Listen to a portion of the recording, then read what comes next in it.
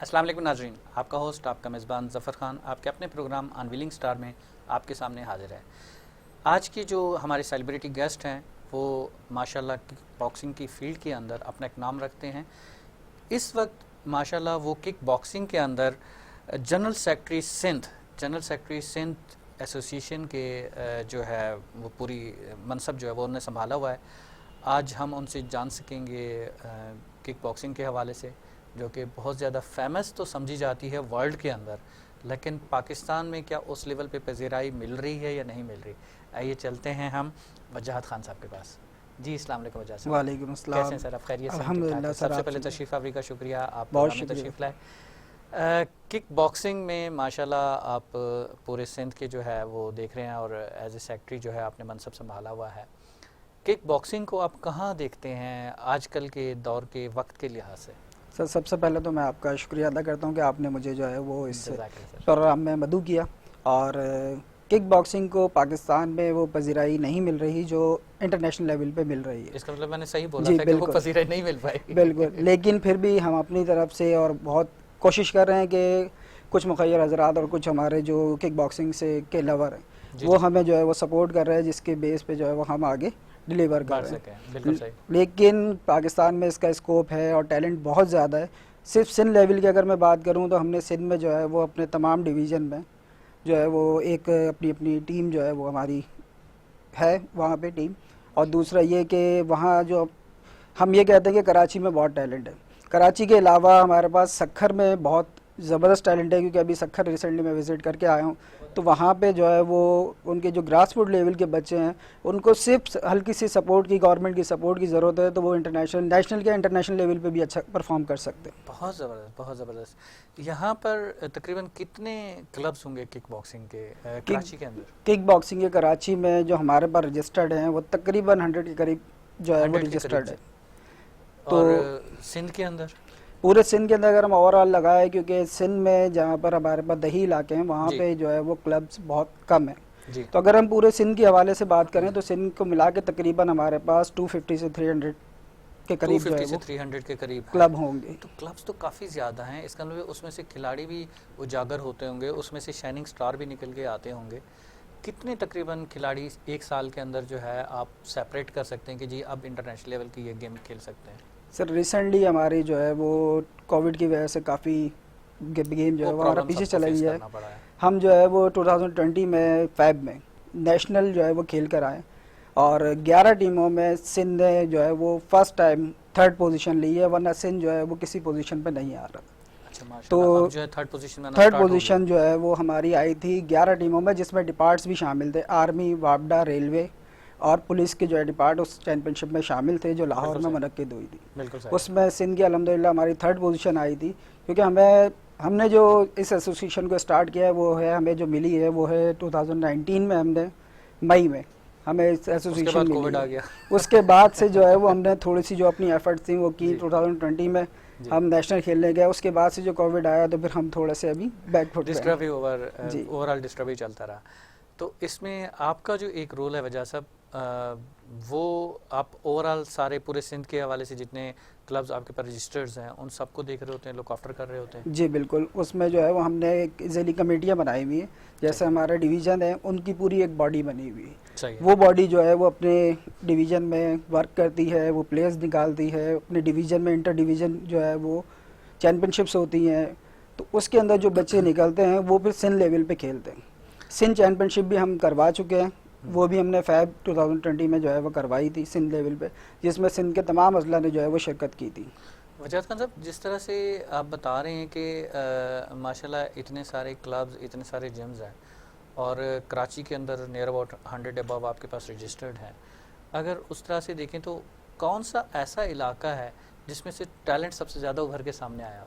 नहीं, kick boxing का talent ऐसा है कि जो ज़्यादातर जो है वो ग्रास रूट लेवल से बहुत आता है। और दूसरा ये कि हमारे पास जो डिस्ट्रिक्ट वेस्ट है उसमें टैलेंट बहुत ज़्यादा है किक बॉक्सिंग का बनस्बत दूसरे जो है वेस्ट में ज़्यादा है, डिस्ट्रिक्ट वेस्ट में हमारे पास बहुत ज़्यादा लाइक talent है। लियारी टाउन वगैरह जी, और बाकी इलाके लियारी हो गया, औरंगी हो गया, औरंगी और टाउन हो बल्दिया गया, टाउन हो गया, बल्दिया इधर टाउन जो हो है वो गया। काफ़ी हमारे पास ऐसे प्लेयर्स हैं जो टैलेंटेड है। नेशनल लेवल पे जिन्होंने गोल्ड मेडल ले चुके हैं। वाह माशाल्लाह, बहुत ज़बरदस्त, बहुत ज़बरदस्त। तो इसमें अभी जो आने वाला टाइम है, आने वाला वक्त है, क्योंकि अभी कोविड ने जो है बिल्कुल ही ठंडा यक कर दिया था सब कुछ, उसके बाद दोबारा से आपको फिर से एक मेहनत करनी पड़ रही है। आप विज़िट्स कर रहे हैं, जिस राज सक्कर का विज़िट्स किया, बाकी जगहों के किए, और बाकी जगह भी आप जाके देख रहे हैं। अब आने वाले जो इवेंट्स हैं उसके लिए क्या तैयारी है कि दोबारा से क्लब्स वगैरह खुलने शुरू हो गए, जिम खुलने शुरू हो गए, उसमें वापस स्टूडेंट्स की एक्सरसाइजेज स्टार्ट हो चुकी हैं? जी बिल्कुल, अभी हमारा जो है वो सिंध में जो है सिंध स्पोर्ट बोर्ड ने अभी परमिशन नहीं दी है स्पोर्ट्स एक्टिविटीज़ के हवाले से। उसके अलावा लेकिन हम जो है वो अपनी मीटिंग्स जारी रखें। हाँ भाई, हमारा जो है वो जनरल बॉडी इजलास था जिसके अंदर हमने ये सारी सूरत हाल को मॉनिटर किया है और फिर डिस्कस भी किया है कि भाई हम आगे का क्या लाए अमल इख्तियार करेंगे, जिससे जैसे ही हमें परमिशन मिलती है तो हम आगे क्या क्या इवेंट्स कर सकते हैं या बच्चों के लिए हम कौन कौन सा प्लेटफॉर्म है जो उन्हें दे सकते हैं। वजाहत भाई, ऐसा नहीं होगा क्योंकि जो स्टूडेंट्स डेफिनेटली एक काफ़ी अरसे से अपनी गेम से आउट हैं, वो एक अरसे के बाद दोबारा से रीजॉइन करेंगे ड्यू टू द गवर्नमेंट जो कि रिस्ट्रिक्शंस हैं और एसओपी को फॉलो करते हुए, इतने अरसे के बाद दोबारा से जब रीजॉइन करेंगे तो क्या उनकी मेहनत डबल नहीं हो जाएगी? जी बिल्कुल, उनको जो है वो मेहनत जो है वो उनकी डबल होगी। उसकी वजह यही है कि इतने अरसे गेम से दूर रहना एक स्पोर्ट्समैन के लिए समझने के बहुत मुश्किल वक्त होता है। बहुत मुश्किल वक्त होता है, बहुत मुश्किल, क्योंकि उसने जितनी मेहनत की हुई होती है प्रीवियस ईयर में, क्योंकि वो कंटिन्यू वो बिल्कुल ही जो है ना जीरो पे आ जाते हैं, फिर उसके बाद दोबारा से स्टार्ट करना तो एक काफ़ी मुश्किल का टाइम है। लेकिन स्पोर्ट्स नाम ही जो है वो लड़ने का है, तो स्पोर्ट्समैन जो है वो लड़ने का है, तो उसमें एक मेहनत कंटिन्यू चलती रहती है और वो अपनी एक फाइट को कंटिन्यू रखते हैं। इसमें किक बॉक्सिंग के अंदर जिस तरह से बाकी गेम्स हैं जिसमें जुडो कराटे है, ताइक्वांडो है, जो इस फील्ड से थोड़ा सा रिलेट करती हैं, इसी में किक बॉक्सिंग है।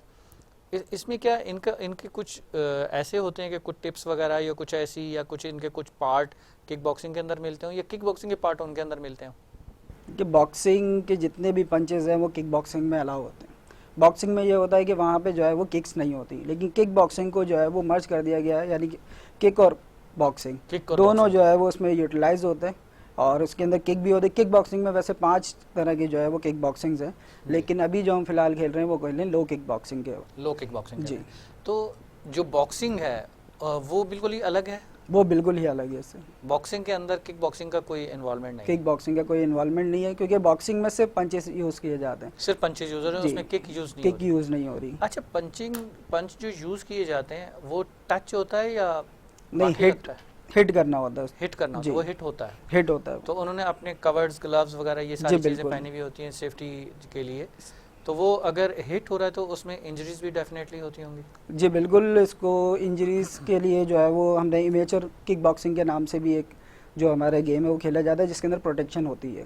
बिल्कुल सही है। तो उसके अंदर हम जो है चेस्ट गार्ड भी पहनते हैं, उसके अलावा हेड गार्ड है, ग्लव्स है, गम शीट है, शिन पैड है, ये सारी चीज़ें हम यूज़ करते हैं। पहना के फिर उसके बाद जो है वो हिट वाली किक बॉक्सिंग जो है वो स्टार्ट कराई जाती है। ये जो है वो इमेच्योर में की जाती है। बाकी जो है वो दूसरी किक बॉक्सिंग में जो है वो हम चेस्ट गार्ड नहीं पहनाते, बाकी इक्विपमेंट्स होती हैं ताकि कम से कम इंजरी का खतरा हो। तो इसमें ये प्रोटेक्शन के पॉइंट ऑफ व्यू जो है वो माशाल्लाह गुड। इस वक्त जो रुझान है हम आपके लिहाज से, क्योंकि आप सिंध की पूरी बॉडी को एज ए सेक्रेटरी देख रहे हैं, तो उसके अंदर सिंध के अंदर ज़्यादातर किक बॉक्सिंग के अंदर जो एक इंटरेस्ट है वो फीमेल्स बच्चियों का फीमेल्स का ज़्यादा है या मेल्स का या लड़कों का ज़्यादा है? इसमें जो है वो मेल्स का बहुत ज़्यादा है, क्योंकि इसमें इंजरी के चांसेस ज़्यादा होते हैं, तो फीमेल्स जो है वो इतना पार्टिसिपेट नहीं कर। लेकिन फीमेल्स को भी अब जब से बहुत ज़्यादा हालात आपने देखे हैं किस तरह, तो फीमेल्स भी इस तरफ काफ़ी आ रही हैं, जो सेल्फ डिफेंस के लिए भी अपने जो है वो किक बॉक्सिंग को प्रायोरिटी दे रही है।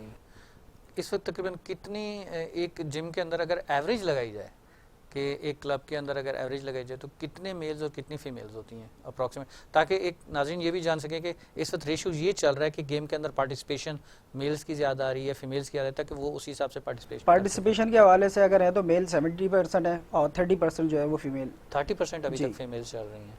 तो इसमें अभी जो आने वाले इवेंट्स हैं जो इन फ्यूचर जो आने वाले करीब, वो कौन सा ऐसा इवेंट जो है वो आ रहा होगा जिसकी तैयारी पहले कराई जाए, क्योंकि फ़ौरन तो इवेंट कोई भी पॉसिबल नहीं होगा, क्योंकि डेफिनेटली जो सिचुएशन चल रही थी उस सिचुएशन को हम कोविड को जो फेस करके आ रहे हैं उसमें स्टूडेंट्स हमारे बच्चे जो हैं जितने भी हैं प्लेयर्स हैं वो तो रेडी नहीं होंगे इस वक्त इमीडिएट बेस पे किसी भी चैम्पियनशिप के लिए या किसी भी इवेंट के लिए। जी बिल्कुल, अभी जो हमारी डिस्कस हुई थी, हमारे प्रेसिडेंट है मास्टर अब्दुल रहीम साहब और जी। हमारे चेयरमैन मास्टर मोहम्मद सिद्दीक साहब। जी जी। तो उनसे हमारी डिस्कस हुई, जो हमारी काबीना है उनसे डिस्कस हुआ। तो हमने अभी ये सोचा है कि हम जैसे ही ये फेज़ ख़त्म होता है तो हम जो है वो स्टार्ट करेंगे इंटर डिस्ट्रिक्ट स्टार्ट करेंगे। इंटर डिस्ट्रिक्ट में जो है वो तमाम अजला में जो है वो हम ये चैंपियनशिप्स करवाएंगे, ताकि बिल्कुल सही। बच्चे जो है वो क्लब लेवल से ऊपर आएँ। क्लब लेवल से फिर बिल्कुल जब सही। इंटर डिस्ट्रिक्ट होगा तो इंटर डिस्ट्रिक्ट की जो टीम है वो फिर इंटर डिवीजन में जाएगी।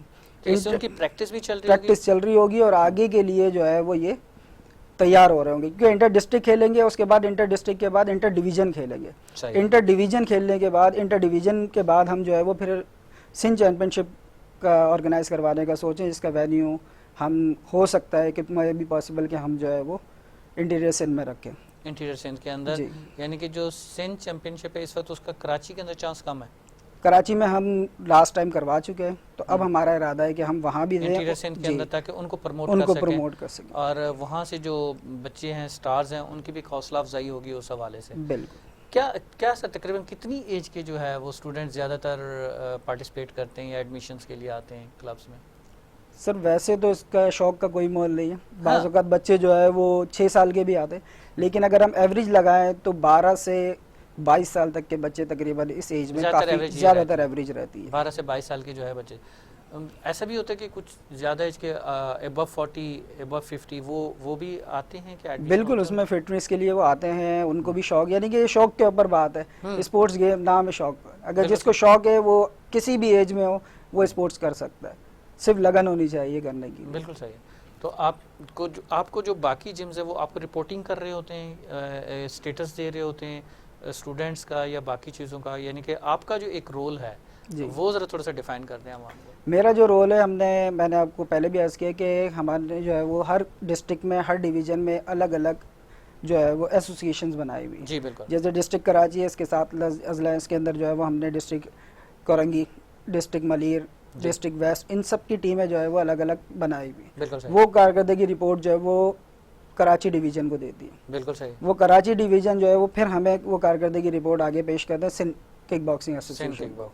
तो उसको फिर हम जो है वो तमाम, जैसे कराची है, हैदराबाद है, ये सारे जो रिपोर्ट्स हमारे पास आती हैं उनमें से फिर हम प्लेयर्स को देखते हैं कि भाई कौन सा प्लेयर कितने मैचेस खेला हुआ है या कितनी जो है वो टूर्नामेंट खेला हुआ है और किस हद तक उसकी जो है वो परफॉर्मेंस है। तो उस बेस पे फिर हम जो है वो सिंध की टीम को जो है वो सेलेक्ट करते हैं। फिर सिंध के ट्रायल्स होते हैं, उन खिलाड़ियों को सेलेक्ट करते हैं जो बेस्ट प्लेयर्स होते हैं। फिर सिंध के ट्रायल्स होते हैं, ट्रायल्स होने के बाद जो है वो सिंध की टीम बनती है जो नेशनल के लिए जाती है। बिल्कुल सही। तकरीबन अगर जिस तरह से ओवरऑल हम एक आइडिया लगाएं कि जो पूरे सिंध के क्लब्स हैं किक बॉक्सिंग के, उसमें नियर अबाउट कितने स्टूडेंट्स एक रफली होंगे? सर स्टूडेंट्स तो जो है वो आते जाते रहते हैं। हाँ, एक रफली एवरेज अगर हम लगाऊं तो तकरीबन हमारे पास 700 स्टूडेंट्स जो है वो सिंध लेवल के ऊपर हमारे होंगे। तो 700 स्टूडेंट्स में से एनुअल बेस के ऊपर आप कितने स्टूडेंट्स सेलेक्ट करते हैं आगे जो है नेशनल लेवल के लिए? सर एनुअल बेस पे हम हर जो हमारे वेट कैटेगरीज होती है, जी जी जी, वेट कैटेगरीज हम हर डिवीजन को देते हैं। तो उस डिवीजन से जो है वो हमें 3 प्लेयर्स जो है वो चाहिए होते हैं जी उस वेट के लिए। तो हर डिवीजन से 3 टीमें बनती हैं। सही। 3 टीमें अगर हमारी बनती हैं तो उसके बाद फिर हम पहले डिवीजन लेवल पे ही उनके कंपटीशन करवाते हैं और उसमें से जो बेस्ट टीम होती है वो डिवीजन से सेलेक्ट हो जाती है। बिल्कुल सही है। फिर तमाम डिवीजन का हम जो है वो कंपटीशन करवाते हैं। तो 2 वेट कैटेगरी रखते हैं, 3 वेट नहीं, ये हमारे जो है वो 11 वेट कैटेगरीज होती है। अच्छा, 11 वेट कैटेगरी जी, गर्ल्स की हटा के बॉयज में गर्ल्स की अपनी एक अलग कैटेगरीज होती है। बिल्कुल सही, बिल्कुल। तो उसके अंदर हमारी ये पूरी टीम 3 टीमें हम बनाते हैं, A, B और C। सही। फिर उनको जो है वो आपस में हम जो है वो सिर्फ डिवीजन लेवल पे ही हम आपस में कंपटीशन करवाते हैं। उसके अंदर जो पोजीशन होल्डर यानी कि गोल्ड मेडल होते हैं उनकी टीम हम वहाँ से फाइनल कर देते हैं डिवीजन के तौर पर। फिर वो डिवीजन जो है वो तमाम डिवीजन आपस में जो है वो कंपटीशन होता है, तमाम डिवीजन इंटर डिवीजन के नाम से। बिल्कुल सही। इंटर डिवीजन में जो बच्चे सेलेक्ट होते हैं वो सिंध की टीम में आ जाते हैं। सही सर।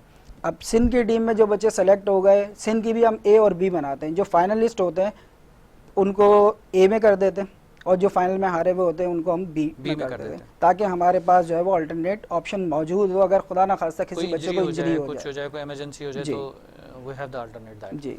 तो उसमें नियर अबाउट तकरीबन सिंध लेवल के ऊपर जब पूरी लास्ट टीम सेलेक्ट होके आती है, उसमें कितने 11 खिलाड़ी होते होंगे? नहीं, उसमें हम जो है वो 11 खिलाड़ी जो है वो हमारे इसके होते हैं बॉयज़ के, जी। और 6 से 7 वेट हमारे गर्ल्स के होते हैं। 6 से 7 तो गर्ल्स तकरीबन होते 18 ये हो जाते हैं। उसके अलावा हमारे team manager, coach, assistant coach, women's coach, तो इनको हम्म। मिला के तकरीबन टीम हमारी 20 से 22 के करीब 20 हो से जाती है। 22 की सिंध की जो है वो जाके बनती है। जी। एक छोटे से ब्रेक के बाद मैं आपसे दोबारा जानना चाहूँगा, सिंध के बाद जो है वो नेशनल लेवल के लिए। नाजरीन, मिलते हैं एक छोटे से ब्रेक के बाद।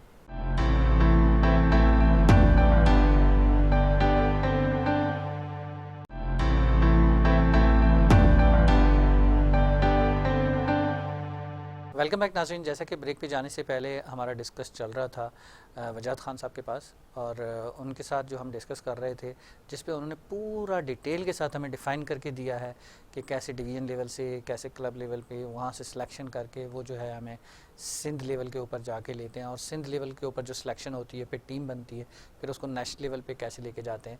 तो नेशनल लेवल तक का जो एक स्टेज था वो रहता था। अब हम वापस नेशनल लेवल के ऊपर आते हैं और उनसे जान पाते हैं।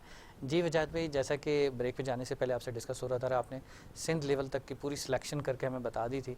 अब आपके पास एक टीम रेडी हो जाती है for the national level. Definitely यही सारा सिनेरियो बाकी सूबों के अंदर भी चल रहा होगा, वहाँ से भी इसी तरह से नेशनल लेवल के लिए उनकी टीमें रेडी होती होंगी। तो फिर जो नेशनल गेम होते हैं नेशनल लेवल के, वो गवर्नमेंट डिसाइड करती है, स्पोर्ट्स डिपार्ट जो है वो डिसाइड करता है कि वो इस्लामाबाद में होने हैं, लाहौर में होने या कराची में होने? जो नेशनल लेवल पे गेम्स हैं वो जो है वो नेशनल गेम्स में जो गवर्नमेंट लेवल है उस लेवल पे होते हैं। और लेकिन किक बॉक्सिंग का जो है वो मैंने आपको पहले ही बताया कि यहाँ पर स्कोप थोड़ा सा कम है। तो नेशनल लेवल पे अभी हमारी जो फेडरेशन है, फेडरेशन में हमारे जो प्रेसिडेंट हैं डॉक्टर असद अब्बास शाह साहब, हमारे चेयरमैन जो है वो चौधरी वसीम साहब, और ख़ास तौर पे हमारे जो जनरल सेक्रेटरी पाकिस्तान है राना जाहिद साहब, वो इसमें काफ़ी जो है वो मेहनत कर रहे हैं। और उन्हीं की बदौलत जो है वो हम आज समझ लेंगे इस मुकाम पे कि किक बॉक्सिंग को हमने इतना ऊपर लिफ्ट किया अल्हम्दुलिल्लाह। तो वो अभी फ़िलहाल तो हमने जो नेशनल करवाई थी वो फेडरेशन ने अपने ख़र्चे पे करवाई थी, और तमाम प्लेयर्स को रिहाइश वहाइश ये सारी चीज़ें फेडरेशन ने ही दी थी। बड़ी बात है, बहुत बड़ी बात है। यानी कि आप कोई मैसेज ऐसा जो गवर्नमेंट लेवल पे ये या जो है उस लेवल के ऊपर जो कि अथॉरिटीज़ हैं, हायर अथॉरिटीज़, उन तक देना चाहें कि जो आपको नहीं मिल पा रही, जो स्पॉन्सरशिप नहीं मिल पा रही, जो स्पोर्ट एक नहीं मिल पा रही, वो आपको मिल सके? मैं गवर्नमेंट से ये अपील करूंगा कि किक बॉक्सिंग को जो है वो एक, जिस तरह से आप दूसरी गेम्स को देख रहे हैं उसी तरह से किक बॉक्सिंग को भी देखें। पाकिस्तान में किक बॉक्सिंग का बहुत ज़्यादा जो है वो टैलेंट मौजूद है। हमने सिर्फ कुछ अपनी तरफ से कुछ एफर्ट्स किए हैं तो इतना टैलेंट बाहर आया। अगर गवर्नमेंट सतह पे इसकी सरपरस्ती हो तो फिर हम काफ़ी हद तक जो है वो टैलेंट किक बॉक्सिंग के जो है वो टैलेंट को ऊपर लेकर आ सकते हैं, और सिर्फ नेशनल ही नहीं इंटरनेशनल सतह पे पाकिस्तान जो है वो इस गेम में जो है वो गोल्ड मेडल्स ले सकता है। अच्छा भाई, मैंने बहुत सारे मैचेस जो है स्पोर्ट्स चैनल के ऊपर मैं देखे हैं किक बॉक्सिंग से रिलेटेड, और उसमें बहुत सारे ऐसे प्लेयर्स मैंने देखे हैं जो कि किक बॉक्सिंग से जो है वो फिर आगे बहुत आगे चले जाते हैं, रेसलिंग की फील्ड के अंदर चले जाते हैं, WWE में चले जाते हैं, उसमें इंटरनेशनल चैम्पियंस जो है उनका एक बहुत बड़ा नाम है, जो कि किक बॉक्सिंग से ही अपने टाइटल जीत के वर्ल्ड लेवल के ऊपर और आगे गए हैं।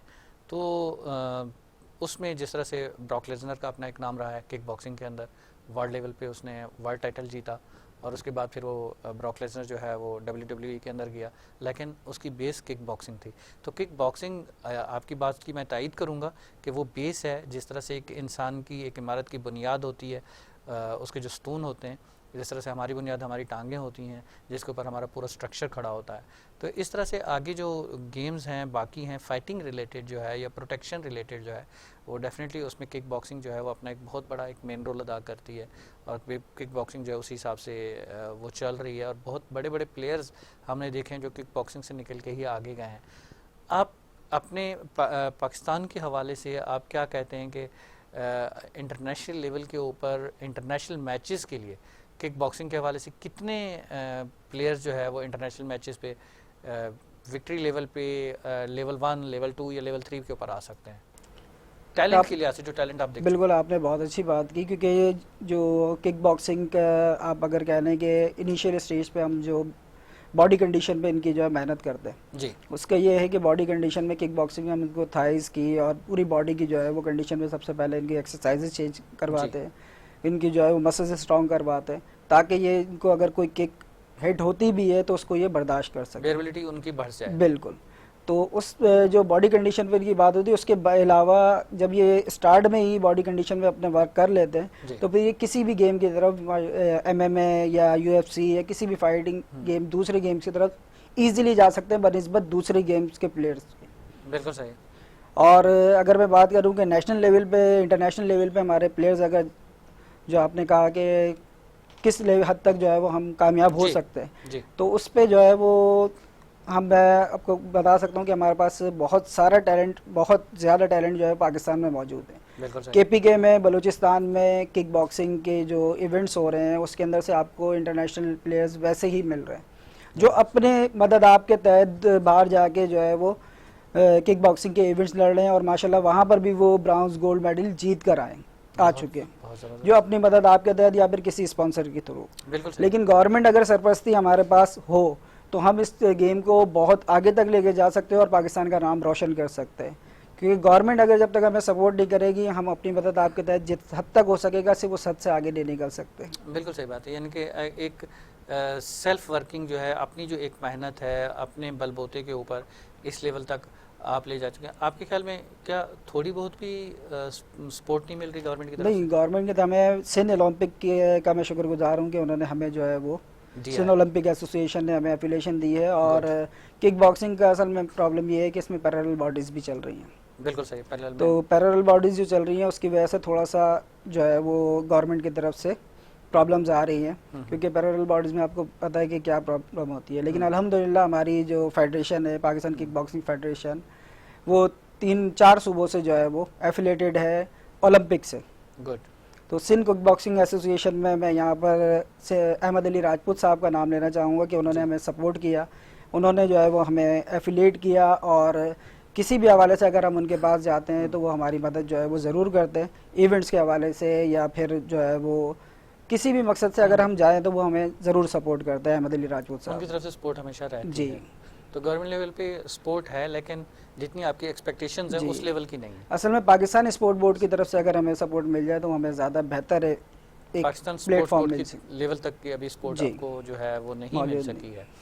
तो अच्छा, जिस तरह से वजाद भाई ये बने हुए UFC बना हुआ है, दूसरे बने हुए हैं, ये जो किक बॉक्सिंग के क्लब इंटरनेशनल लेवल की मैं बात कर रहा हूँ, वहाँ पर उनके मैचेस होते हैं, वहाँ पर पाकिस्तान से जो अपने सेल्फ फिनांसिंग के ऊपर जो लोग चले गए या खिलाड़ी चले गए वो जाके खेल रहे हैं। आपके ख्याल में जो नेशनल लेवल के ऊपर जो लड़के हमारे क्या इस लेवल के ऊपर मौजूद हैं हमारे प्लेयर्स जो आके इंटरनेशनल लेवल पे UFC है या बाकी क्लब्स हैं वहाँ पर जाके मैचेस खेल सकते हैं? बिल्कुल, UFC जो है वो प्रोफेशनल फाइट है जी, वो एक अलग यानी कि उसके ऊपर फिर आपको अलग से मेहनत करनी पड़ेगी, लेकिन किक बॉक्सिंग का ही वो है। वो तो नहीं पहने हुए होते सेफ्टी, बिल्कुल सेफ्टी गार्ड्स, वो सेफ्टी गार्ड नहीं होते, वो प्रोफेशनल फाइट कहलाती है। क्योंकि मैंने आपसे कहा था कि 5 किस्म की जो है वो किक बॉक्सिंग है, इसमें अलग अलग जो है वो स्टाइल्स है। हम जो है वो लो किक बॉक्सिंग जो है वो ज्यादा प्रेफर करते हैं पाकिस्तान में, और ग्लव्स वगैरह बस यूज कर रहे होते हैं, उसमें प्रोटेक्शन इतनी नहीं होती, उसमें इंजरी के चांसेस जो है वो बहुत ज्यादा होते हैं। लेकिन पाकिस्तान में इस तरह का टैलेंट मौजूद है नेशनल लेवल पे। मैं खुद जब अभी एज आ टीम मैनेजर जो है वो गया था सिंध के, तो मैंने वहाँ देखा जो KPK से, सिंध से, बलूचिस्तान से, पंजाब के जो प्लेयर्स थे जो गोल्ड हुए वहाँ पे। तो 11 टीमों में गोल्ड होना एक बहुत बड़ी बात है कि 11 प्लेयर्स को, तो वो टैलेंट नज़र आ रहा था। उनको अगर हम जो है वो नेशनल लेवल पे ग्रूम करें और नेशनल इंटरनेशनल कोचेस को अगर हम बुलाएं जिस तरह से हम क्रिकेट में या दूसरे उसमें बुलाते हैं, तो हमारे पास टैलेंट बेपना है। सिर्फ हमें उनको थोड़ा सा ग्रूम करने की जरूरत है, जिसकी वजह से हम जो है वो नेशनल इंटरनेशनल लेवल पे जो है वो ले जा सकते हैं। फिर वो उन मैचेस के लिए भी हम उनको रेडी कर सकते हैं, प्रिपेयर कर सकते हैं अपने उन स्टूडेंट्स को। तो वजाद भाई आपने जिस तरह से बताया और अभी जो इवेंट्स के हवाले से वो अभी तक आप नहीं बता पाए, मैं दूसरी दफ़ा फिर वही क्वेश्चन रिपीट करूंगा कि आने वाला जो इवेंट है नेक्स्ट वो कौन सा है, क्या उसके लिए आपकी प्लानिंग है? आने वाला जो हमारा मेन है वो है नेशनल। मैंने लेकिन आपको ये बताया ना कि हमारे इवेंट जो होते हैं वो हमने पहले डिस्ट्रिक्ट लेवल पे करने, इंटर डिस्ट्रिक्ट इवेंट का नाम है ये। बिल्कुल ठीक है। इंटर डिस्ट्रिक्ट हो गया, उसके बाद फिर इंटर डिवीजन होगा, इंटर डिस्ट्रिक्ट के बाद छोटे इवेंट्स है ना? ये छोटे इवेंट्स हैं। बिल्कुल सही है। उसके बाद इंटर इन्हीं में से डिवीजन हो सिलेक्शन गया। होकर एक मेन इवेंट बनेगा। जी बिल्कुल। वो जो मेन इवेंट आएगा वो पैन पाकिस्तान का होगा। जो अभी हमारा जो सिंध का मेन इवेंट होता है वो होता है all Sindh kick boxing championship. जी बिल्कुल सही है। हमारा टारगेट ऑल सिंध है अभी फिलहाल। आपका टारगेट जो है जी, अभी ऑल सिंध के लिहाज से उसको लेके चल रहा है। ऑल सिंध के बाद फिर हम जो है वो अभी लास्ट मई में 2021 मई में हमने जो है वो उसे नेशनल किक बॉक्सिंग चैंपियनशिप करवानी थी, लेकिन कोविड की वजह से वो नहीं हो सकी, वो स्टॉप हो गई। लेकिन हमारा इरादा यही है, फेडरेशन से भी हमारी बात चल रही है कि सिंध किक बॉक्सिंग एसोसिएशन ही जो है वो नेशनल चैंपियनशिप सिंध में करवाए। बिल्कुल सही। जिसके जो है वो हमारे साथ फेडरेशन भरपूर ताउन के लिए तैयार है। जो है वो राना जाहिद साहब ने हमें ये कहा है कि मेरा भरपूर ताउन आपके साथ है, आपको किसी भी चीज़ इंटीरियर के अंदर कराने के लिए। वो सिंध चैंपियनशिप थी, नेशनल चैंपियनशिप के हवाले से। अच्छा, नेशनल चैंपियनशिप भी आप सिंध में करवा देंगे। बिल्कुल सही, बिल्कुल सही। क्योंकि लास्ट टाइम पंजाब में हुई थी तो हमने ख्वाहिश जाहिर की कि हम सिंध में करवाना चाह रहे हैं। बिल्कुल सही। तो फेडरेशन ने हमें जो है वो बिल्कुल फ्री हैंड दिया है और फेडरेशन ने कहा कि ठीक है आप लोग करवाएं और हम आपके साथ खड़े हैं। आपको किसी किस्म की है नेशनल जो उसके हवाले से चैंपियनशिप के हवाले अभी नेशनल के हवाले से तकरीबन 4 से 5 महीने लगेंगे, क्योंकि प्लेयर्स को जो है वो ग्रूम होने में थोड़ा सा टाइम लगेगा। I think end of this year near about इंशाल्लाह। तो होप सो जो है उसके अंदर एक अच्छी कारकर्दगी खिलाड़ियों की देखने को मिलेगी, जो कि नेशनल लेवल के ऊपर टीमें जो होंगी उसमें 4 टीमें आएंगी। नहीं, नेशनल लेवल पे हमारे पास 11 टीमें आती हैं, जिसमें आज़ाद कश्मीर, गिलगित बल्तिस्तान भी है। अच्छा, आज़ाद कश्मीर की टीम अलग आएगी, गिलगित बल्तिस्तान की टीम अलग आएगी और 4 सूबों की टीम है। उसके अलावा हमारे पास जो है वो पाकिस्तान वापडा, रेलवे, अच्छा, महकमों की जो है जी ये टीमें भी हमारे पास मौजूद हैं। वो अपने डिपार्ट को जो है वो रिप्रेजेंट कर रही होंगे, वो भी उसमें पार्टिसिपेट और अल्हम्दुलिल्लाह ये पहली पाकिस्तान में किक बॉक्सिंग की फेडरेशन है जिसके पास डिपार्ट्स भी मौजूद हैं और 4 सूबों की जो है वो एफिलिएशन मौजूद है ओलंपिक की जी। माशाल्लाह, बहुत ज़बरदस्त। तो ओलंपिक जो कब का है ओलंपिक का तकरीबन near about chance? Sindh Olympic का तो अभी आगे है, लेकिन ओलंपिक में जो है वो किक बॉक्सिंग मौजूद नहीं क्योंकि जो नाजरीन है वो तो कोविड देख के तंग आ चुके हैं। वो कहते हैं कुछ तो गेम नज़र आए, कुछ तो खेल भी नज़र आए। खेलों पे पाबंदी, जो स्टेडियम्स हैं उन पे पाबंदी, उन पे बैन। अगर मैच कोई हो रहे हैं तो पब्लिक है नहीं, बगैर पब्लिक के मैच हो रहे हैं। तो ये सारी चीज़ें डेफिनेटली उनके लिए ज़रूरी हैं जानना। वो जानना चाहेंगे कि आज वजह साहब अगर आ ही गए हैं चैनल के ऊपर, ऑन एयर हो ही गए हैं, तो ये भी तो बता दें कि हमारे लिए इवेंट्स कब आ रहे हैं। नहीं, बस मैं तो गवर्नमेंट से ये अपील करूंगा कि जिस तरह से दूसरे सूबों में उन्होंने जो है वो अपने स्पोर्ट्स डिपार्ट्स खोल दिए, इस तरह से हमें सिंध गवर्नमेंट भी इजाज़त दे तो हम बहुत जल्द उनको जो है वो मुख्तलिफ़ किस्म के इवेंट्स जो है वो दे सकते हैं, जिसकी हमारी प्लानिंग तकरीबन कंप्लीट है।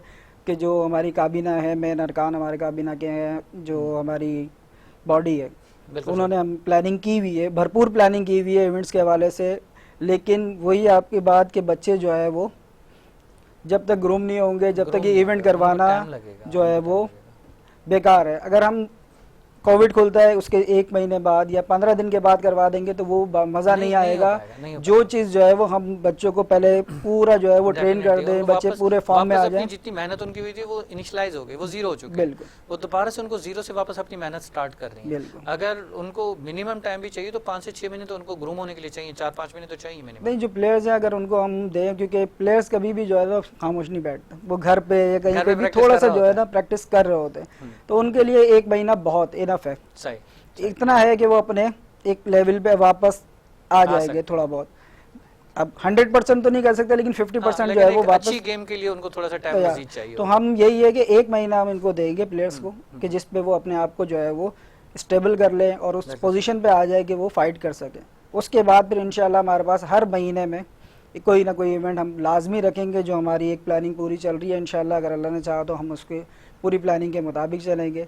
इसी तरह से सिंध किक बॉक्सिंग एसोसिएशन ने जो है वो अपना सालाना प्लानिंग की हुई है पूरी, कि किस दिन या किस हफ्ते किस मंथ में जो है वो कौन सा डिवीज़न अपने गेम्स करवाएगा। बिल्कुल सही। तो उस तरह से हमारी प्लानिंग पूरी रेडी है, बस इंतज़ार है तो गेम्स खुलने का। नहीं, इंशाल्लाह जल्दी ही गेम खुल जाएंगी और हालात तो काफ़ी बेहतरी की तरफ जा रहे हैं, जिस तरह से आप भी देख रहे हैं, हम भी देख रहे हैं। ऐसा सारी चीज़ों से जो है वो बैन हट रहा है और इंशाल्लाह ये भी हट जाएगा और बहुत जल्द जो है हमें हमारे प्लेयर्स रिंग्स के अंदर नज़र आएंगे इंशाल्लाह। इसमें किक बॉक्सिंग के अंदर सिर्फ 2 प्लेयर्स एक दूसरे को अपोज होते हैं, खेल रहे होते हैं, एक रेफरी होता है जी। अच्छा, अक्सर ये देखा गया है कि बहुत सारी गेम्स के अंदर पूरी गेम डिपेंड कर रही होती है रेफरी के ऊपर, ये आपने भी नोट किया होगा। जी बिल्कुल। क्रिकेट के अंदर भी पहले यही होता था कि जी रेफरी ने उंगली उठा दी तो वो आउट हो गया, यूं उठा दी तो 6 हो गया, यूं कर दिया तो 4 हो गया। सही। ठीक है सर, यही चीज़ चलती थी। लेकिन उसके बाद उसमें एक जिद्दत लाई गई और एक थर्ड अंपायर किया गया, उसमें कैमराज के ज़रिए ये चेक किया गया कि हाँ जी वाकई उसने फेक आउट तो नहीं दिया था या उससे कहीं मिस्टेक तो नहीं हुई थी। तो इस गेम के अंदर आप क्या देखते हैं कि इसमें भी थर्ड अंपायर की गुंजाइश है? इस गेम के अंदर हम सबसे पहले तो जो रेफरी ज्यूरी कोर्सेज हैं वो लाजमी करवाते हैं। बिल्कुल सही। जिस बंदे ने जो है वो कोर्स नहीं करा हुआ होगा वो रिंग में नहीं जा सकता। लेवल 1, लेवल 2, लेवल 3 इस तरह के हमारे कोर्सेज होते हैं कि जो कोर्सेज बंदे ने किए हुए होते हैं वो फिर जो है वो रिंग में जाते हैं, या ज्यूरी पे जो बैठे हुए होते हैं वो फिर आगे के कोर्सेज करके पाकिस्तान लेवल के कोर्सेज करके बैठे होते हैं ताकि डिसीजन में हमारे कोई प्रॉब्लम ना आए या किसी भी तरह से बदमज़गी पैदा ना हो। फाइनल डिसीजन तो रेफरी, फाइनल डिसीजन जो है वो रेफरी का नहीं, फाइनल डिसीजन हमारा होता है ज्यूरी का, जो ज्यूरी जो बैठी हुई होती है। लेकिन उसके बावजूद हमने जो है वो एक और वो करवाया हुआ है कि अगर आप वीडियो बनाते हैं जी, रिव्यू सिस्टम के हिसाब से अगर मैं बात करूं तो हमारी एक स्पेशल कमेटी बैठी हुई होती है। अगर किसी चीज़ पे ऑब्जेक्शन होता है या कोई डाउट हो जाता है, बिल्कुल, तो अगर कोई भी प्लेयर कोच ऑब्जेक्शन करता है कि भाई मेरा फाइटर जीता हुआ था और उनको जो है वो हरा दिया गया, बिल्कुल सही, तो हमारी एक कमेटी बनी हुई होती है कि जो इसको रिव्यू करती है। बिल्कुल सही। लेकिन उसके प्रूफ के तौर पे आपको वीडियो लाजमी वीडियो जो है वो शो करनी पड़ेगी। बिल्कुल सही। उस पे हमारी वो जो रिव्यू कमेटी है वो बिल्कुल अलग होती है, ना वो ज्यूरी की तरफ होती है, ना वो जो है वो एक थर्ड अंपायर का काम करती है, वो बिल्कुल अलग होती है। वो ज्यूरी या रेफरी की तरफ से नहीं होती, वो बिल्कुल अलग जो है वो इंडिपेंडेंट लोग हमने बिठाए हुए होते हैं जो एक्सपर्ट होते हैं। बिल्कुल सही, वो भी आपकी टीम का एक हिस्सा। बिल्कुल, वो एक्सपर्ट होते हैं कि जिन्होंने नेशनल या इंटरनेशनल लेवल में रेफरीशिप या फिर जो है वो ज्यूरी पे बैठे हुए हों, तो वो हम जो है वो उनकी कमेटी बना देते हैं ताकि अगर कोई प्रॉब्लम हो तो आप प्रोटेस्ट फॉर्म होता है वो आप भरें और वो जमा करवा दें, उस वीडियो के साथ वो आप दिखाएं प्रोटेस्ट फॉर्म, तो फिर वो उनको दोबारा वो फिर जो है वो दोबारा अपॉर्चुनिटी नहीं होती। लेकिन मसला ये होता है कि वहाँ पर जो है वो वीडियो देखेंगे, उसके बाद फिर वो फैसला करेगी कमेटी कि आया इनका ऑब्जेक्शन सही है या नहीं। सही है। अगर ऑब्जेक्शन सही होगा तो वो रिव्यू हो जाएगा, सिर्फ जितना भी जो है वो डिसीजन था वो ख़त्म हो जाएगा। और अगर ऑब्जेक्शन जो है वो उनका सही नहीं है तो वो जो है वो उनका जो डिसीजन है ज्यूरी और रेफरी का वो जो है वो ओके करा दिया जाएगा और वो उसी तरह से कायम रहेगा। बिल्कुल सही है। वजाहत भाई, एक छोटे से ब्रेक का टाइम हो जाता है, ब्रेक के बाद हम इंशाल्लाह वापस यहीं से कंटिन्यू करते हैं। नाज़रीन, चलते हैं एक छोटे से ब्रेक की तरफ।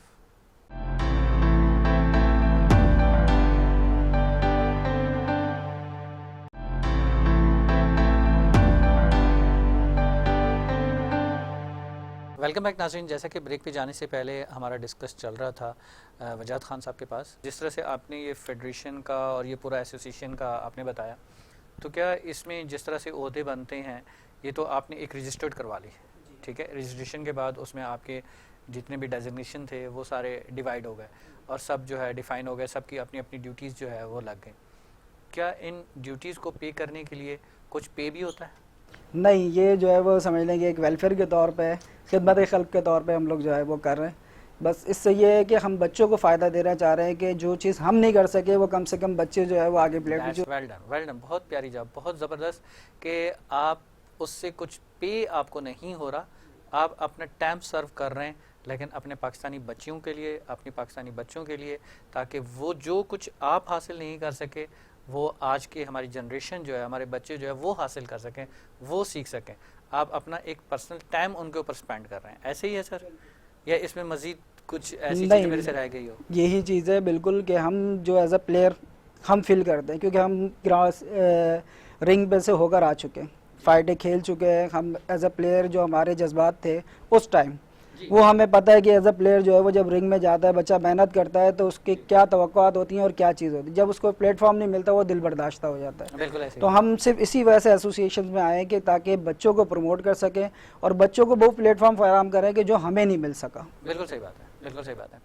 तो इस वक्त जो है एक इस एसोसिएशन की एक जिम्मेदारी आपके ऊपर आई है, कितने अरसे से तकरीबन, या ये एक न्यू एक जिम्मेदारी आपने संभालनी शुरू की है? 2019 से जो है वो मेरे पास ये जिम्मेदारी आई है। 2019 से आई है। तो आप क्या समझते हैं कि इस जिम्मेदारी को आप बहुत अच्छे तरीके से निभा सकते हैं? जी, कोशिश जारी है। कोशिश बाकी निभा सकता हूँ या नहीं ये तो जो है वो डिपेंड करता है कि आप लोग या फिर जो देखने वाले हैं, जो मेरे साथ मेंबर्स हैं, वो आपको बेहतर हमने बता तो ये सकते देखा हैं। कि माशाल्लाह आपकी वर्किंग बहुत अच्छी है, आप जिस तरह से वर्किंग कर रहे हैं, जिस तरह से चल रहे हैं, लेकिन एक इंसान की अपनी एक फीलिंग्स होती है कि यार मैं इसको और मज़ीद करना चाह रहा हूँ, लेकिन ऐसा ना हो कि मेरा फैमिली का टाइम स्किप हो जाए। ठीक है क्योंकि इससे कुछ अर्न तो नहीं हो रहा, उसके लिए भी आपकी अपनी एक काम अलग चल रहा होगा, उसके लिए मेहनत आप अलग कर रहे होंगे, फैमिली का टाइम अलग दे रहे होंगे, तो उसमें फैमिली के टाइम में से ही कुछ टाइम और निकाल के आपको डेफिनेटली इस एसोसिएशन को, अपनी इस गेम को जो है वो देना पड़ रहा है। बिल्कुल। असल में मैं सबसे पहले समझ लूँ कि मैं बहुत खुशकिस्मत इंसान हूँ कि मुझे जो टीम मिली वो बहुत अच्छी टीम मिली। माशाल्लाह से तमाम जितने अहदेदार हैं हमारे, वो बहुत अच्छी तरीके से काम कर रहे हैं और बहुत अच्छी तरीके से जो है वो अपनी सलाहियतों को मनवा रहे हैं। क्योंकि मुझे फिर इसके बाद जो है वो इतनी ज़्यादा एफर्ट करने की ज़रूरत नहीं पड़ती, क्योंकि मैं सिर्फ लुक आफ्टर ऊपर कर रहा हूँ। लेकिन अगर नीचे अहदेदार जो है वो काम ना करें तो फिर प्रॉब्लम ज़्यादा बढ़ जाती है। तो इसलिए मैं यही कह रहा हूँ कि मैं खुशकिस्मत हूँ कि मुझे जो है वो इतनी अच्छी टीम मिली। हमारी जो सिंध की टीम है वो माशाल्लाह बहुत अच्छी और बहुत एक्टिव टीम है, कि जो बिल्कुल जो हर जगह पे अपने जो है वो काम को बखूबी निभा रही है। जैसे हमारे पास हैदराबाद में अनीका बलोच जो हमारी जनरल सेक्रेटरी हैं, और बिनास वो हमारी प्रेसिडेंट हैं। उसके अलावा हमारे पास जो है वो नवाब इसमें शहीद बेनज़ीराबाद में प्रेसिडेंट जो है वो हमारे जाकिर उल्ला साहब हैं, और जो जनरल सेक्रेटरी हैं वो है फ़याज़ अहमद साहब। इसी तरह से सक्खर में हमारे पास जो है वो प्रेसिडेंट है मुइज़ मोहम्मद मुइज़, और जो जनरल सेक्रेटरी है वो हमारे हैं अब्दुल मालिक। और इसी तरह से हम अगर उधर चले जाएं लाड़काना में, तो लाड़काना में हमारे पास जो जनरल सेक्रेटरी हैं वो अली जान हैं, और जो प्रेसिडेंट हैं वो हमारे जो है वो जुल्फ़िकार साहब हैं। तो ये जो टीम है ये अपने अपने डिवीज़न में इतनी मेहनत कर रहे हैं और बच्चों को जो है वो ग्रास रूट लेवल से ऊपर लेकर आ रहे हैं। तो ये इनको सलाम है कि इन्होंने जो है वो काफ़ी मेहनत की, कुछ पे ना होने के बावजूद ये मेहनत कर रहे हैं और बच्चों को जो है वो ऊपर लेकर आ रहे हैं, प्रमोट कर रहे हैं कि बच्चे जो है वो कुछ कर सकें। तो फिर उसके बाद हमारी बारी आ जाती है कि हम उनको क्या दे सकते हैं। तो फिर हम अपने तौर पे बहुत ज़्यादा एफ़र्ट्स कर रहे हैं, जिसमें जो है वो मैं अपने प्रेसिडेंट का जिक्र करूँगा कि मास्टर अब्दुल रहीम साहब, खुर्रम शाह साहब, इकबाल साहब, मोहम्मद यूसुफ साहब और इरफान भाई। ये जो टीम हमारी है ये अपने तौर पे अलग अलग एफ़र्ट्स कर रही है, स्पॉन्सर्स ढूंढ रहे हैं और स्पॉन्सर्स को जो है वो जा रहे हैं स्पॉन्सर्स के पास कि भाई इन बच्चों को जो है वो हमने ट्रेन तो कर दिया, लेकिन अब इनको वो प्लेटफॉर्म फराहम किया जाए जो सिंध लेवल पे, इंटरनेशनल नेशनल लेवल पे या इंटरनेशनल लेवल पे, ताकि ये बच्चे जो है अपनी सलाहियतों के जोर दिखा सकें और पीछे ना रहें। बिल्कुल सही, बिल्कुल सही। तो ये माशाल्लाह एक अच्छी एक वर्किंग और एक अच्छी एक टीम जो है वो एक डेवलप है, और अल्हम्दुलिल्लाह उसी के ऊपर जो है, क्योंकि इंसान अकेला कुछ नहीं होता, ठीक है। और आप जो है एक एज ए बॉस की तरह नहीं, एक एज ए लीडर की तरह चल रहे हैं, क्योंकि लीडर वो होता है जो खुद आगे होता है और उसके साथ जो उसकी टीम होती है वो उसके साथ चल रही होती है। तो वो एज ए लीडर आप लीड कर रहे हैं अपनी टीम को आगे लेके चल, क्योंकि बॉस तो वो होता है जो बैठे बैठे सिर्फ ऑर्डर कर रहा होता है। नहीं, वी आर अ टीम, और हम एक टीम की तरह जो है वो चल रहे हैं, क्योंकि टीम के बगैर कुछ भी नहीं है। बिल्कुल सही बात। जो सिंगल बंदा है वो समझ लें कि ज़ीरो है। अगर आप इतनी बड़ी जो है वो एसोसिएशन चला रहे हैं या फिर इतने बड़ा नेटवर्क आपका है, तो फिर अगर आप सिंगल हैंडेडली उसको वन मैन शो की तरह लेंगे तो फिर वो आप नहीं चला सकते। लेकिन एज अ टीम अगर आप चलेंगे, आपकी टीम कोऑपरेटिव है, आपकी टीम काम करने वाली है, तो आप अगर एज अ टीम काम करेंगे तो फिर उसके अंदर मसले मसाइल आते हैं, लेकिन टीम वर्क होता है। जिस तरह से घर में जो है वो सारे एक मिजाज के नहीं होते, इसी तरह से जो है वो फेडरेशन एसोसिएशन में नहीं होते, लेकिन साथ लेके चलना पड़ता है। और अल्हम्दुलिल्लाह हमारी जो एसोसिएशन है वो साथ चल भी रही है और सक्सेस भी काफ़ी हासिल की है। हमने सिर्फ इन 2 सालों के अंदर इतने इवेंट्स कर दिए जो पिछली एसोसिएशन पिछले 10 साल या 8 साल में नहीं कर सके। बहुत ज़बरदस्त, बहुत आपकी इस वर्किंग को हम अप्रिशिएट करते हैं, जिस तरह से माशाल्लाह आप लेके चल रहे हैं। इसमें वजाहत खान साहब, प्रोग्राम चूँकि अपने अख्ताम की तरफ है, कुछ लास्ट मिनट्स हैं हमारे पास, आप पब्लिक को कोई मैसेज देना चाहें किक बॉक्सिंग के हवाले से? पब्लिक को मैं यही मैसेज देना चाहूँगा कि किक बॉक्सिंग के अंदर जो है वो अपने बच्चों को भेजें, क्योंकि किक बॉक्सिंग जो इंटरनेशनली तौर पे अभी जिस तरह से जो है बूस्ट मार रहा है, और कल के जो है वो अगर आप आगे मुस्तकबिल में देखें तो बहुत ज़्यादा जो है वो इंटरनेशनल तौर पे इसको पजीराई मिल रही है और इस गेम को जो है वो बहुत ज़्यादा पसंद किया जा रहा है। तो मैं यही उनसे रिक्वेस्ट करूंगा कि किक बॉक्सिंग में जो है वो अपने बच्चों को भेजें और जो प्लेयर्स हैं उनको सपोर्ट करें। अच्छा, जिस तरह से यानी कि वजह साहब हम डिस्कस कर रहे थे और इसी हवाले से आप मुझे थोड़ा सा बताइएगा कि फ़ीमेल्स का जो 30% का रेशो है इसको हम इंक्रीज़ कैसे कर सकते हैं? इसको हम जो है वो इसी तरह से इंक्रीज़ कर सकते हैं। फीमेल्स की हमने चैम्पियनशिप्स रखी हुई है, अलग जो से championship कंपटीशन रखी अलग है? से रखी हुई है कि वो जो है वो फीमेल्स जो है वो उनको देखें। और सबसे मेन बात जो आजकल का दौर चल रहा है उस हिसाब से सेल्फ डिफेंस के लिए फ़ीमेल्स को इसमें लाजमी जो है वो शिरकत करनी चाहिए और लाजमी जो है वो ट्रेनिंग लेनी चाहिए। क्योंकि आजकल आपका माहौल पता है कि क्या माहौल चल रहा है, तो उसके अंदर सेल्फ डिफेंस एक फ़ीमेल का Necessary है। होना बिल्कुल जो है वो लाजमी हो गया है। तो उसमें फीमेल, और दूसरी बात कि सिर्फ अगर आप सेल्फ डिफेंस भी ना करें तो आपकी फिटनेस के लिए बहुत अच्छी है किक बॉक्सिंग, बिल्कुल क्योंकि सही। आप जब एक्सरसाइज कर रहे होते हैं तो आपके एक एक बॉडी जो है, बॉडी का एक एक पार्ट जो है मूव हो रहा होता है। हम जो बॉडी कंडीशन पे वर्क कर रहे होते हैं तो वो काफ़ी हद तक आपको जो है वो फ़ायदा देती है। तो कुछ इंक्रीजिंग स्टार्ट हो गई उस परसेंटेज की जो 30% पे थी? बिल्कुल, हम इस पे जो है वो वर्क कर रहे हैं। और हमारे पास जो है वो फीमेल्स जो एसोसिएशन में हमारे पास हेड ऑफ वुमेन विंग है, जी जी जी वो हिना नीस साहिबा, जी। वो। और दूसरी जो हमारी हैं जैसे डॉक्टर रेहाना साहिबा, और मैंने अभी आपको हैदराबाद डिस्ट्रिक्ट का बताया जी। कि उधर से जो अनीका बलोच है और बिनाज है, ये लोग जो है वो मोटिवेशन जो है वो स्पीचेस भी दे रहे हैं क्लब्स में जाके, ताकि जो है वो या फिर स्कूल्स में जाके, फीमेल्स गर्ल्स स्कूल्स में जाके, कि वहाँ से जो है वो बच्चे गेम की तरफ आए, गेम की तरफ राग़िब जी। हो सकें, गेम की तरफ आ सकें। बिल्कुल। तो आप माशाल्लाह, क्या आने वाले वक्त के अंदर आप क्या देख रहे हैं कि ये 30% का रेशो 50% तक तकरीबन कितने अरसे में आ पाएगा? इंशाल्लाह हमारी कोशिश तो है कि जितनी जल्द से जल्द जो है वो हो सके वो आए। लेकिन वही बात कि हमारे यहाँ जो है वो ख़वातीन को माशरे में जो है वो गेम्स की तरफ आने से बहुत ज़्यादा रोका जाता है, या उनको जो, तो हमारा तो यही एम है कि हम जितनी जल्दी पॉसिबल हो सके जो है वो ख़वातीन का रेशो भी उसके अंदर जो है 50% पे लेकर आएँ, ताकि हमारी जो है वो एक स्ट्रॉन्ग टीम और स्ट्रॉन्ग माशरा जो है वो तरतीब दे। Good, thank you so much Wajad Khan sahab, program में तशरीफ़ आवर के लिए। लास्ट में अगर हमारे चैनल के लिए कोई कमेंट्स पास करना चाहें? बिल्कुल सर, मैं कह रहा हूँ कि ये कि बहुत अच्छा प्लेटफॉर्म है कि जो आपने प्रोवाइड किया, और आपके चैनल का मैं बहुत शुक्रगुजार हूँ कि उन्होंने मुझे मदऊ किया। और स्पोर्ट्स के हवाले से जिस तरह से आपकी एक्टिविटीज़ चल रही हैं, आपके प्रोग्राम की एक्टिविटीज़ चल रही हैं, माशाल्लाह बहुत ज़्यादा जो है वो पजीराई भी मिल रही है। और आपका जो है वो बहुत शुक्रिया कि आप स्पोर्ट्स को जो है वो बहुत ज़्यादा सपोर्ट कर रहे हैं, प्रमोट कर रहे हैं। क्योंकि बास चैनल जो है वो स्पोर्ट्स को चैनल को जो है वो प्रमोट नहीं करते, और जितना प्रमोट जो है वो चैनल्स या मीडिया हमें करेगा तो जाहिर सी बात है उतनी अवेयरनेस आएगी, और जितनी अवेयरनेस आएगी उतने जो है वो बच्चे स्पोर्ट्स की तरफ आएंगे। बिल्कुल सही है sir, thank you so much, thank you so much. नाज़रीन, प्रोग्राम अपने इख्तिताम की तरफ इजाज़त दीजिए अपने होस्ट ज़फ़र खान को। इंशाल्लाह नेक्स्ट एपिसोड तक के लिए अल्लाह हाफ़िज़।